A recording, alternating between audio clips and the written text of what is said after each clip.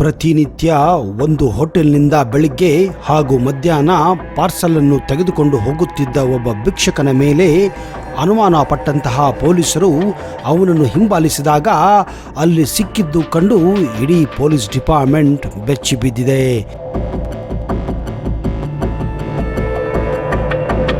ಈ ಒಂದು ಘಟನೆ ಇಡೀ ಸರ್ಕಾರವನ್ನೇ ಅಲ್ಲೋಲ ಕಲ್ಲೋಲ ಮಾಡಿತ್ತು.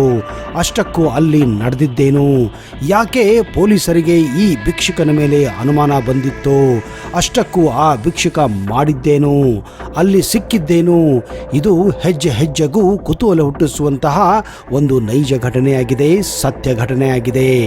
ಬನ್ನಿ ಸ್ನೇಹಿತರೆ, ಇವತ್ತಿನ ಈ ವಿಡಿಯೋದಲ್ಲಿ ನಿಮಗೆ ಈ ಒಂದು ಅಚ್ಚರಿಯ ಮಾಹಿತಿಯನ್ನು ಕೊಡಕ್ಕೆ ಹೋಗ್ತಾ ಇದ್ದೀನಿ. ಅದಕ್ಕಿಂತ ಮೊದಲು ನೀವು ನಮ್ಮ ಚಾನಲ್ಗೆ ಹೊಸಬರಾಗಿದ್ದರೆ ದಯವಿಟ್ಟು ಈಗಲೇ ಸಬ್ಸ್ಕ್ರೈಬ್ ಮಾಡಿ, ಜೊತೆಗೆ ಬೆಲ್ ಐಕನ್ ಕೂಡ ಪ್ರೆಸ್ ಮಾಡಿ.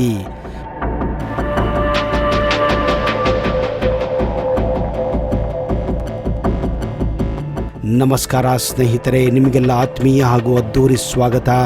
ಶ್ರೀನಿವಾಸಯ್ಯ ಮತ್ತು ಸುರೇಶ ಅನ್ನೋ ಇಬ್ಬರು ಪಿಸಿಗಳಿಗೆ ಅಂದರೆ ಪೊಲೀಸ್ ಕಾನ್ಸ್ಟೇಬಲ್ಗಳಿಗೆ ಕುಂತ್ಲೂರು ಏರಿಯಾದಲ್ಲಿ ಒಂದು ಕ್ರೈಮನ್ನು ಪತ್ತೆ ಮಾಡಲು ಅಲ್ಲಿನ ಸ್ಥಳೀಯ ಪೊಲೀಸ್ ಡಿಪಾರ್ಟ್ಮೆಂಟ್ ಅವರಿಗೆ ಡಿಪ್ಲಾಯ್ ಮಾಡುತ್ತದೆ.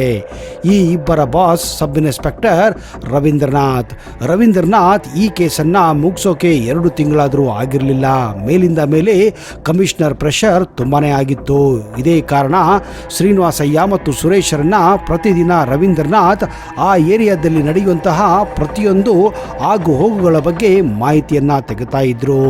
ಆದರೆ 2.5 ತಿಂಗಳಾದರೂ ಕೂಡ ಅವರಿಗೆ ಸಿಗಬೇಕಾಗಿದ್ದ ಸುಳಿವು ಸಿಗಲೇ ಇಲ್ಲ.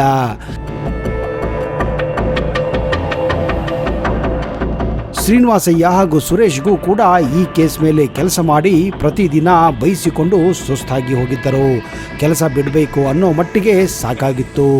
ದಿನ ರಾತ್ರಿ ಅಲೆದಾಡಿದರೂ ಯಾವುದೇ ಒಂದು ಸುಳಿವು ಈ ಕೇಸ್ ಬಗ್ಗೆ ಸಿಗುತ್ತಾನೆ ಇರಲಿಲ್ಲ.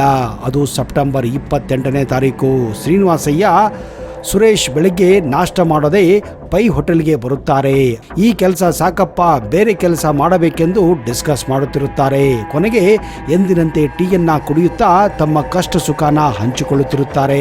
ಪೈ ಹೋಟೆಲ್ ಯಾವಾಗಲೂ ತುಂಬಾ ಗಿರಾಕಿಗಳಿಂದ ತುಂಬಿರುತ್ತಿತ್ತು.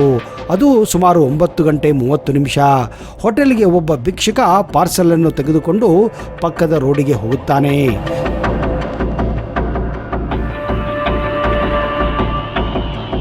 ಶ್ರೀನಿವಾಸಯ್ಯ ಆ ಭಿಕ್ಷುಕನನ್ನ ಸುಮ್ಮನೆ ನೋಡುತ್ತಾನೆ ಹಾಗೂ ಸುರೇಶನಿಗೆ ಹೇಳುತ್ತಾನೆ, ನೋಡು, ಭಿಕ್ಷುಕರು ಕೂಡ ಈಗ ಪಾರ್ಸಲ್ ಅನ್ನು ತೆಗೆದುಕೊಂಡು ಮನೆಗೆ ಹೋಗಿ ಆರಾಮವಾಗಿ ಟಿವಿ ನೋಡುತ್ತಾ ಊಟ ತಿಂಡಿ ಮಾಡ್ತಾ ಇದ್ದಾರೆ.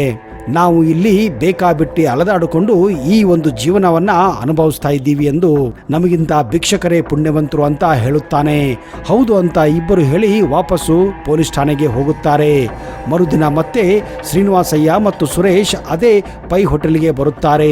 ಟೀ ಕುಡಿದುಕೊಂಡು ಕೇಸ್ ಬಗ್ಗೆ ಮಾತನಾಡುತ್ತಿರುತ್ತಾರೆ. ಅದೇ ಸಮಯಕ್ಕೆ ಮತ್ತೆ ಆ ಭಿಕ್ಷುಕ ಬಂದು 500 ರೂಪಾಯಿ ನೋಟನ್ನು ಕೊಟ್ಟು ಬಾಕಿ ಚೇಂಜನ್ನು ತೆಗೆದುಕೊಂಡು ಪಾರ್ಸಲ್ ಅನ್ನ ಎತ್ಕೊಂಡು ಮತ್ತೆ ಪಕ್ಕದ ರಸ್ತೆಗೆ ಹೋಗಿ ಅಲ್ಲಿಂದ ಮಾಯವಾಗುತ್ತಾನೆ.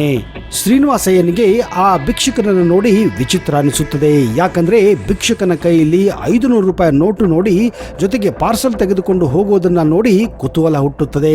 ಆದರೆ ಅವತ್ತು ಭಿಕ್ಷುಕನ ಬಗ್ಗೆ ಇಬ್ಬರು ಡಿಸ್ಕಸ್ ಮಾಡೋದೇ ಇಲ್ಲ. ಮುಂದೆ ಮರುದಿನ ಶ್ರೀನಿವಾಸಯ್ಯ ಮತ್ತು ಸುರೇಶ್ ಇಬ್ಬರು ಆ ಏರಿಯಾಗೆ ಬರೋದಿಲ್ಲ. ಕಾರಣ ಮಂತ್ರಿಯ ಮನೆಗೆ ಹೋಗಿರಬೇಕಾಗುತ್ತದೆ.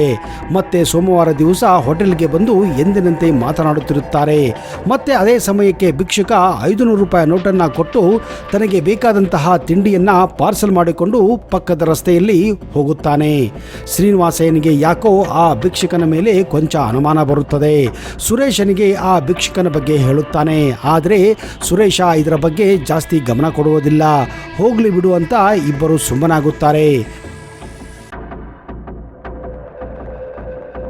ಮರುದಿನ ಶ್ರೀನಿವಾಸಯ್ಯನ ಜೊತೆ ಸುರೇಶ್ ಡ್ಯೂಟಿಗೆ ಬರುವುದಿಲ್ಲ.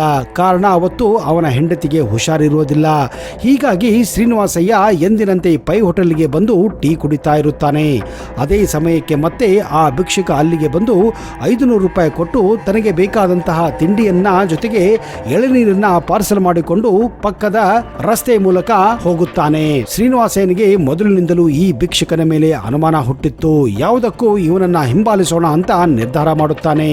ನಿಜ ಹೇಳಬೇಕೆಂದರೆ ಶ್ರೀನಿವಾಸಯ್ಯ ಆಗಲಿ ಸುರೇಶ್ ಆಗಲಿ ಈ ಏರಿಯಾದಲ್ಲಿ ರೌಂಡ್ ಮಾಡುವಾಗ ಯಾವಾಗಲೂ ಸಿವಿಲ್ ಡ್ರೆಸ್ಸಲ್ಲೇ ಇರುತ್ತಿದ್ದರು. ಯಾಕಂದರೆ ಯಾರಿಗೂ ಅನುಮಾನ ಬರಬಾರದೆಂದು. ಹೀಗಾಗಿ ಸಾಮಾನ್ಯರ ಮನುಷ್ಯರ ಹಾಗೆ ಆ ಏರಿಯಾದಲ್ಲಿ ಓಡಾಡುತ್ತಿದ್ದರು. ಶ್ರೀನಿವಾಸಯ್ಯ ಕದ್ದು ಮುಚ್ಚಿ ಆ ಭಿಕ್ಷುಕನನ್ನು ಹಿಂಬಾಲಿಸುತ್ತಾನೆ. ಆ ಭಿಕ್ಷುಕ ನಡೆದುಕೊಂಡು ಸುಮ್ಮನೆ ಹೋಗುತ್ತಾನೆ. ಒಂದು ರೋಡಿನಿಂದ ಇನ್ನೊಂದು ರೋಡು, ಆ ರೋಡಿನಿಂದ ಇನ್ನೊಂದು ಚಿಕ್ಕ ರೋಡು, ಆ ರೋಡಿನಿಂದ ಇನ್ನೊಂದು ಚಿಕ್ಕ ಗಲ್ಲಿ, ಆ ಗಲ್ಲಿಯಿಂದ ಇನ್ನೊಂದು ದೊಡ್ಡ ರೋಡು, ಹೀಗೆ 1.5 ಕಿಲೋಮೀಟರ್ ದೂರದವರೆಗೂ ಶ್ರೀನಿವಾಸಯ್ಯ ಆ ಭಿಕ್ಷುಕನನ್ನ ಫಾಲೋ ಮಾಡುತ್ತಾನೆ. ಕೊನೆಗೆ ಆ ಭಿಕ್ಷುಕ ಹೋಗಿ ಒಂದು ದೊಡ್ಡ ಪಾಳು ಬಿದ್ದ ಬಂಗ್ಲೋ ಗೇಟ್ ಬಳಿ ಬಂದು ನಿಲ್ಲುತ್ತಾನೆ. ಇದ್ದಕ್ಕಿದ್ದ ಹಾಗೆ ಆ ಭಿಕ್ಷುಕ ಹಿಂದೆ ಮುಂದೆ ನೋಡುತ್ತಾನೆ. ಶ್ರೀನಿವಾಸಯ್ಯ ಅವನ ನೋಡುತ್ತಿದ್ದ ಹಾಗೆ ಒಂದು ಮರದ ಹಿಂದೆ ಅವಿತುಕೊಳ್ಳುತ್ತಾನೆ. ಯಾರು ಆ ರಸ್ತೆಯಲ್ಲಿ ಇರದಿದ್ದ ಕಾರಣ ಆ ಭಿಕ್ಷುಕ ಗೇಟ್ ಪಕ್ಕ ಇದ್ದ ಸಣ್ಣ ಸಂದಿಯಿಂದ ಆ ಬಂಗ್ಲೆಯ ಕಾಂಪೌಂಡ್ ಅನ್ನ ಎಂಟರ್ ಆಗುತ್ತಾನೆ. ಶ್ರೀನಿವಾಸಯ್ಯ ಕದ್ದು ಮುಚ್ಚಿ ಆ ಭಿಕ್ಷುಕನನ್ನ ಹಿಂಬಾಲಿಸುತ್ತಾನೆ. ಆ ಭಿಕ್ಷುಕ ನಡೆದುಕೊಂಡು ಸುಮ್ಮನೆ ಹೋಗುತ್ತಾನೆ. ಶ್ರೀನಿವಾಸಯ್ಯ ದೂರದಿಂದಲೇ ಆ ದೊಡ್ಡ ಪಾಳು ಬಿದ್ದ ಬಂಗಲೆಯನ್ನ ಗಮನಿಸುತ್ತಾನೆ. ಯಾಕೋ ಅವನಿಗೆ ಆ ಬಂಗಲೆ ಮೇಲೆ ಅನುಮಾನ ಬರುತ್ತದೆ. ಇಲ್ಲಿ ಏನೋ ಅನೈತಿಕ ವ್ಯವಹಾರಗಳು ನಡೆಯುತ್ತಿದೆ ಎಂದು ಗೊತ್ತಾಗುತ್ತದೆ. ತಾನೊಬ್ಬನೇ ಬಂಗಲೆ ಒಳಗೆ ಹೋದರೆ ತನಗೆ ಅಪಾಯ ಖಾತರಿ ಎಂದು ಗೊತ್ತಾಗುತ್ತದೆ. ಶ್ರೀನಿವಾಸಯ್ಯ ಮರುದಿನ ತನ್ನ ಸಂಗಾತಿ ಸುರೇಶನ ಜೊತೆ ಬರಬೇಕೆಂದು ನಿರ್ಧಾರ ಮಾಡುತ್ತಾನೆ. ಮರುದಿನ ಮತ್ತೆ ಅದೇ ಹೋಟೆಲ್ ಹತ್ತಿರ ಬಂದು ಭಿಕ್ಷುಕ ಮತ್ತೆ 500 ರೂಪಾಯಿ ನೋಟನ್ನು ಕೊಟ್ಟು ಬೇಕಾದಂತಹ ಪಾರ್ಸಲ್ ಅನ್ನ ಎತ್ತುಕೊಂಡು ಹೋಗುತ್ತಾನೆ. ಈಗ ಇವರಿಬ್ಬರು ಬೇರೆ ಬೇರೆ ಜಾಗದಲ್ಲಿ ನಿಂತು ಅವನನ್ನ ಫಾಲೋ ಮಾಡುತ್ತಾರೆ. ಆದರೆ ಈ ವಿಷಯ ಭಿಕ್ಷುಕನಿಗೆ ಸ್ವಲ್ಪವೂ ಗೊತ್ತಾಗುವುದಿಲ್ಲ, ಸಂದೇಹ ಕೂಡ ಬರುವುದಿಲ್ಲ. ಮತ್ತೆ ಹಿಂದಿನ ದಿನದ ಹಾಗೆ ಭಿಕ್ಷುಕ ಆಚೆ ಈಚೆ ನೋಡಿ ಆ ಕಾಂಪೌಂಡ್ ಅನ್ನ ಎಂಟರ್ ಆಗುತ್ತಾನೆ.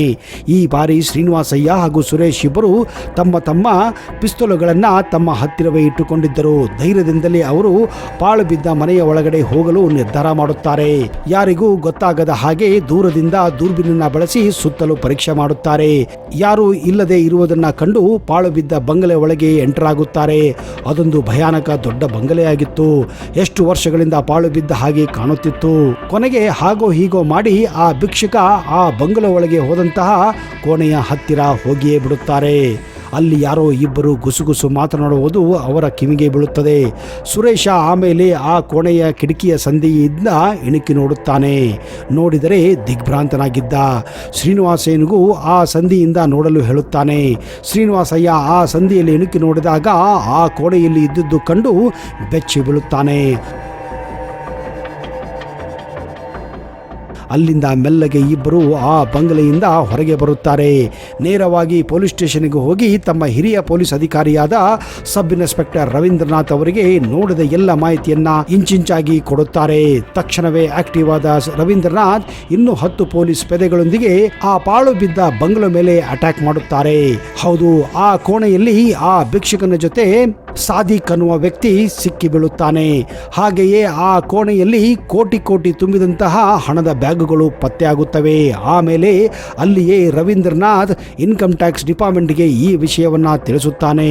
ಇನ್ಕಮ್ ಟ್ಯಾಕ್ಸ್ ಆಫೀಸರ್ಗಳು ಆ ಬಂಗಲೆ ಮೇಲೆ ರೇಡ್ ಮಾಡುತ್ತಾರೆ. ಆ ಇನ್ಕಮ್ ಟ್ಯಾಕ್ಸ್ ಅಧಿಕಾರಿಗಳಿಗೆ ಸಿಕ್ಕಿದ್ದು ಬರೋಬ್ಬರಿ 500 ರೂಪಾಯಿ ನೋಟುಗಳ 85 ಕೋಟಿ ರೂಪಾಯಿ. ಕೊನೆಗೆ ಗೊತ್ತಾಗುತ್ತದೆ ಈ ನೋಟುಗಳು ಆ ರಾಜ್ಯದ ಪ್ರತಿಷ್ಠಿತ ರಾಜಕೀಯ ವ್ಯಕ್ತಿಗೆ ಸೇರಿದ್ದು ಎಂದು.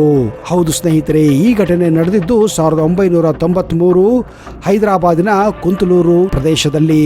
ಆ ಭಿಕ್ಷುಕ ಅಲ್ಲಿಟ್ಟಿದ್ದ ದುಡ್ಡಲ್ಲಿ ದಿನವೂ ಅದರಲ್ಲಿರುವ ಒಂದು 500 ರೂಪಾಯಿ ನೋಟನ್ನ ಎತ್ತಿಕೊಂಡು ಹೋಟೆಲ್ಗೆ ಬಂದು ಪಾರ್ಸಲ್ ಅನ್ನ ತೆಗೆದುಕೊಂಡು ಹೋಗುವುದು ಈ ಒಂದು ಕೇಸನ್ನ ಕಂಡುಹಿಡಿಯಲು ಸಾಧ್ಯವಾಗಿತ್ತು.